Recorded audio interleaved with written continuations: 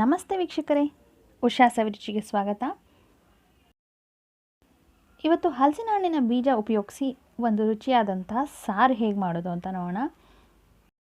ಅದಕ್ಕಿಂತ ಮೊದಲು ನನ್ನ ಚಾನಲ್ನ ಯಾರಾದರೂ ಸಬ್ಸ್ಕ್ರೈಬ್ ಮಾಡ್ಕೊಂಡಿಲ್ಲ ಅಂದರೆ ಈ ಕೂಡಲೇ ಸಬ್ಸ್ಕ್ರೈಬ್ ಮಾಡ್ಕೊಳ್ಳಿ. ಬನ್ನಿ ಇವತ್ತಿನ ರೆಸಿಪಿನ ಸ್ಟಾರ್ಟ್ ಮಾಡೋಣ. ಮೊದಲಿಗೆ ಹಲಸಿನ ಹಣ್ಣಿನ ಬೀಜ ಬೇಕು. ಇಲ್ಲಿ ಹಲಸಿನ ಹಣ್ಣಿನ ಬೀಜಗಳು ಈ ರೀತಿ ಮೇಲ್ಗಡೆ ವೈಟ್ ಕಲರ್ ಸಿಪ್ಪೆ ಇರುತ್ತಲ್ಲ, ಇದನ್ನು ತೆಕ್ಕೊಳ್ಬೇಕು. ನೀವು ಕಟ್ ಮಾಡಿ ಆದರೂ ತೊಗೊಳ್ಬೋದು. ನಾನಿಲ್ಲಿ ಈ ರೀತಿ ಇದನ್ನು ಒಂದು ಕುಟಾಣಿ ಕಲ್ಲಿಂದ ಜಜ್ಜಿಬಿಟ್ಟು ಅದ್ರ ಮೇಲ್ಗಡೆ ಇರೋಂತಹ ಸಿಪ್ಪೆಗಳನ್ನೆಲ್ಲ ತೆಕ್ಕೊಳ್ತಾ ಇದ್ದೀನಿ. ಇದು ಸ್ವಲ್ಪ ಒಣಗಿದ್ರೆ ಸಿಪ್ಪೆಗಳೆಲ್ಲ ಬೇಗ ಬಿಡಿಸ್ಕೊಳ್ತವೆ. ಅದ್ರ ಒಳಗಡೆ ಇರೋಂತಹ ಬ್ರೌನ್ ಕಲರ್ ಸಿಪ್ಪೆ ತೆಗೆಯೋ ಅವಶ್ಯಕತೆ ಇಲ್ಲ. ನಿಮ್ಗೆ ಬೇಕು ಅನಿಸಿದ್ರೆ ಚಾಕುನಲ್ಲಿ ಅದನ್ನು ತೆಕ್ಕೊಳ್ಬೋದು. ಈ ರೀತಿ ಸಿಪ್ಪೆಗಳನ್ನ ತೆಗೆದು ರೆಡಿ ಮಾಡಿಟ್ಕೊಳ್ಳೋಣ. ಈಗ ಎಲ್ಲದ್ರದ್ದು ಸಿಪ್ಪೆ ಬಿಡಿಸಾಗಿದೆ. ಇವಾಗ ಒಂದು ಮಸಾಲೆ ಮಾಡ್ಕೊಳ್ಳೋಣ. ಮಸಾಲೆಗೆ ನಾನಿಲ್ಲಿ ಮಿಕ್ಸಿ ಜಾರಿಗೆ 1 ಕಪ್ ಆಗೋಷ್ಟು ತೆಂಗಿನಕಾಯಿ ತುರಿ ಹಾಕ್ಕೊಂಡಿದ್ದೀನಿ. ಹಾಗೆ 1 ಚಮಚ ಆಗೋಷ್ಟು ಖಾರದ ಪುಡಿ, ಹಾಗೆ ಇಲ್ಲಿ 1.5 ಚಮಚ ಆಗೋಷ್ಟು ಧನಿಯಾ ಪೌಡರ್. ಇದು ಹೋಮ್ ಮೇಡ್ ಧನಿಯಾ ಪೌಡರ್. ಇದಕ್ಕೆ ಜೀರಿಗೆ, ಕಾಳುಮೆಣಸು ಮತ್ತು ಮೆಂತ್ಯ ಎಲ್ಲನೂ ಸೇರಿಸಿ ಪೌಡರ್ ಮಾಡಿರೋದು. ನೀವು 1 ಚಮಚ ಧನಿಯಾ ಪೌಡರ್ ಜೊತೆಗೆ 1/4 ಚಮಚ ಕಾಳುಮೆಣಸು ಪುಡಿ, 1/4 ಚಮಚ ಜೀರಿಗೆ ಪುಡಿ ಹಾಕ್ಕೊಳ್ಬೋದು. ಹಾಗೆ ಒಂದು ಅರ್ಧ ಇಂಚಷ್ಟು ಶುಂಠಿ ಮತ್ತು ಒಂದು 4ರಿಂದ 5 ಎಸಳಷ್ಟು ಬೆಳ್ಳುಳ್ಳಿನ ಹಾಕೋತಾ ಇದ್ದೀನಿ. ಇದ್ರ ಜೊತೆಗೆ ಒಂದು ಈರುಳ್ಳಿನ ಈ ರೀತಿ ಕಟ್ ಮಾಡಿ ಹಾಕೋತಾ ಇದ್ದೀನಿ. ಇದನ್ನು ನುಣ್ಣಗೆ ರುಬ್ಕೊಳ್ಳೋಣ. ಈಗ ನುಣ್ಣಗೆ ರುಬ್ಬಾಗಿದೆ, ಮಸಾಲೆ ರೆಡಿಯಾಗಿದೆ. ನೆಕ್ಸ್ಟ್ ಸ್ಟೆಪ್ಪಿಗೆ ಹೋಗೋಣ. ನಾನು ಇಲ್ಲಿ ಒಂದು ಕುಕ್ಕರ್ ತೊಗೊಂಡಿದ್ದೀನಿ. ಒಂದು 2 ಚಮಚ ಆಗೋಷ್ಟು ಕುಕ್ಕರ್ಗೆ ಎಣ್ಣೆ ಹಾಕೋತಾ ಇದ್ದೀನಿ. ಎಣ್ಣೆ ಸ್ವಲ್ಪ ಬಿಸಿಯಾದ ನಂತರ ಇದಕ್ಕೆ ಒಂದು ಅರ್ಧ ಚಮಚ ಆಗೋಷ್ಟು ಸಾಸಿವೆ ಹಾಕ್ಕೊಳ್ಳೋಣ. ಸಾಸಿವೆ ಚೆನ್ನಾಗಿ ಸಿಡಿಲಿ.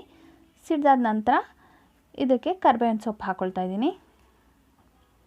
ಇದ್ರ ಜೊತೆಗೇ ಒಂದು 2 ಈರುಳ್ಳಿನ ಈ ರೀತಿ ತೆಳ್ಳಗೆ ಹಚ್ಚಿಟ್ಕೊಂಡಿದ್ದೀನಿ, ಅದನ್ನು ಹಾಕೋತಾ ಇದ್ದೀನಿ. ನೀವು ಸಣ್ಣ ಸಣ್ಣದಾಗಿ ಕಟ್ ಮಾಡಬೇಕಾದ್ರೂ ಹಾಕ್ಕೋಬೋದು. ಚೆನ್ನಾಗಿ ಇದನ್ನು ಹುರ್ಕೊಳ್ಳೋಣ. ಇದ್ರದ್ದು ಬಣ್ಣ ಸ್ವಲ್ಪ ಚೇಂಜ್ ಆಗೋವರೆಗೂ ನೀಟಾಗಿ ಇದನ್ನು ಹುರ್ಕೊಳ್ಬೇಕಾಗುತ್ತೆ. ನೋಡಿ, ಈರುಳ್ಳಿ ಬಣ್ಣ ಎಲ್ಲ ಕೆಂಪಾಗ್ತಾ ಬರ್ತಾಯಿದೆ. ಇಷ್ಟಾದರೆ ಸಾಕು. ಇವಾಗ ಒಂದು 2 ಟೊಮ್ಯಾಟೋನ ಈ ರೀತಿ ಕಟ್ ಮಾಡಿ ಇಟ್ಕೊಂಡಿರೋದು ಹಾಕೋತಾ ಇದ್ದೀನಿ. ಅದನ್ನು ಸ್ವಲ್ಪ ಸಾಫ್ಟ್ ಆಗೋವರೆಗೂ ಬೇಯಿಸ್ಕೊಳ್ಳೋಣ ಟೊಮೆಟೊ ಎಲ್ಲ. ಈಗ ಟೊಮೆಟೊ ಎಲ್ಲ ಚೆನ್ನಾಗಿ ಸಾಫ್ಟ್ ಆಗಿದೆ. ಈಗ ರುಬ್ಬಿರೋ ಅಂತಹ ಮಸಾಲ ಏನಿದೆ ಅದನ್ನು ಹಾಕೋತಾ ಇದ್ದೀನಿ. ಇವಾಗ ಮಸಾಲಾನು ಒಂದು 2 ನಿಮಿಷ ಹುರ್ಕೊಳ್ಳೋಣ ಇದೇ ಎಣ್ಣೆಯಲ್ಲಿ. ಯಾಕಂದರೆ ನಾವು ಎಲ್ಲ ಮಸಾಲಾನು ಹಸಿಯಾಗೆ ಹಾಕಿರೋದ್ರಿಂದ ಸ್ವಲ್ಪ ಎಣ್ಣೆಯಲ್ಲಿ ಹುರಿದ್ಬಿಟ್ಟು ಮಾಡಿದ್ರೆ ಟೇಸ್ಟ್ ಚೆನ್ನಾಗಿ ಬರುತ್ತೆ. ಈಗ ಚೆನ್ನಾಗಿ ಹುರಿದಾಗಿದೆ. ಇವಾಗ ಸಿಪ್ಪೆ ಬಿಡಿಸಿಟ್ಟಿದ್ದಂತಹ ಹಲಸಿನ ಹಣ್ಣಿನ ಬೀಜ ಏನಿದೆ ಅದನ್ನು ಇದಕ್ಕೆ ಹಾಕೋತಾ ಇದ್ದೀನಿ. ಇದನ್ನು ಚೆನ್ನಾಗಿ ಒಂದು ಸತಿ ಮಸಾಲೆಯಲ್ಲಿ ನೀಟಾಗಿ ಮಿಕ್ಸ್ ಮಾಡ್ಕೊಳ್ಳೋಣ. ಇದು ನೀಟಾಗಿ ಮಿಕ್ಸ್ ಮಾಡಿ ಒಂದು 2 ನಿಮಿಷ ಹುರಿದಾಗಿದೆ. ಇವಾಗ ಇದಕ್ಕೆ ನೀರು ಎಷ್ಟು ಬೇಕೋ ಅಷ್ಟು ನಮಗೆ ಸಾರಿಗೆ ಬೇಕಾಗಿರೋಂಥ ನೀರು ನೋಡಿಕೊಂಡು ಅಡ್ಜಸ್ಟ್ ಮಾಡ್ಕೊಂಡು ಸೇರಿಸ್ಕೊಳ್ಳೋಣ. ನಾನು ಮಿಕ್ಸಿ ಜಾರ್ನ ತೊಳ್ಕೊಂಡು ಅದೇ ನೀರನ್ನು ಹಾಕ್ತಾಯಿದ್ದೀನಿ. ಅದರಲ್ಲಿರುವಂಥ ಮಸಾಲೆ ಎಲ್ಲ ವೇಸ್ಟ್ ಮಾಡೋದು ಬೇಡ ಅಂತ. ಚೆನ್ನಾಗಿ ಮಿಕ್ಸ್ ಮಾಡ್ಕೊಳ್ಳೋಣ.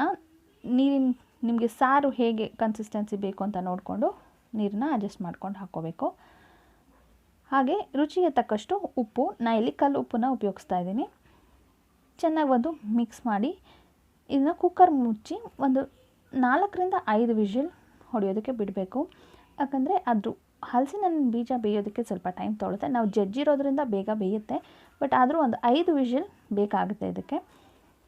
ಈಗ ಒಂದು 5 ವಿಷಲ್ ಬಂದು ಕುಕ್ಕರ್ ಕಂಪ್ಲೀಟಾಗಿ ತಣ್ಣಗಾಗಿದೆ. ಈಗ ಕುಕ್ಕರ್ನಲ್ಲಿ ಓಪನ್ ಮಾಡಿ ನೋಡೋಣ. ನೋಡಿ, ಸಾರು ಎಲ್ಲ ಚೆನ್ನಾಗಿ ಬೆಂದು ಎಣ್ಣೆ ಎಲ್ಲ ಮೇಲೆ ಬಿಟ್ಟಿದೆ. ನೀಟಾಗಿ ಸಾರು ರೆಡಿಯಾಗಿದೆ. ಇನ್ನೂ ಏನಾದರೂ ಹಲಸಿನ ಹಣ್ಣಿನ ಬೀಜ ಬೆಂದಿಲ್ಲ ಅಂದರೆ ಇನ್ನೊಂದು 2 ಶೀಟಿ ಹೊಡೆಸ್ಕೊಳ್ಬೋದು. ತುಂಬಾ ಈಸಿಯಾಗಿ ಮಾಡ್ಬೋದು. ಜಸ್ಟ್ ಮಸಾಲೆ ಒಂದು ರುಬ್ಕೊಂಡು ಕುಕ್ಕರ್ನಲ್ಲಿ ಪ್ರೆಷರ್ ಕುಕ್ ಮಾಡಿಬಿಟ್ರೆ ಆಯಿತು. ನೀವು ಬೇರೆ ಏನಾದರೂ ಇದನ್ನ ಇಟ್ಬಿಟ್ಟು ಬೇರೆ ಏನಾದರೂ ಕೆಲಸನೂ ಮಾಡ್ಕೊಳ್ತಾ ಇರ್ಬೋದು. ತುಂಬ ಸತಿ ನಾವು ಹಲಸಿನ ಹಣ್ಣನ್ನು ತಿಂದು ಈ ಬೀಜಗಳನ್ನ ಬಿಸಾಡಿಬಿಡ್ತೀವಿ. ಆ ರೀತಿ ಬಿಸಾಡೋ ಬದಲು ಈ ರೀತಿಯಾದಂಥ ಸೂಪರ್ ಆಗಿರುವಂಥ ಸಾರನ್ನ ಮಾಡ್ಬೋದು. ತುಂಬಾ ಚೆನ್ನಾಗಿರುತ್ತೆ. ನೀವು ಕೂಡ ಒಂದು ಸತಿ ಟ್ರೈ ಮಾಡಿ ನೋಡಿ.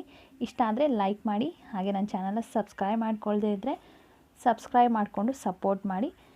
ಮತ್ತಷ್ಟು ಈಸಿ ಮತ್ತು ಇಂಟ್ರೆಸ್ಟಿಂಗ್ ರೆಸಿಪೀಸ್ ಜೊತೆಗೆ ಮತ್ತೆ ಸಿಗ್ತೀನಿ ಮತ್ತೊಂದು ವಿಡಿಯೋದಲ್ಲಿ. Thanks for watching. ಧನ್ಯವಾದಗಳು.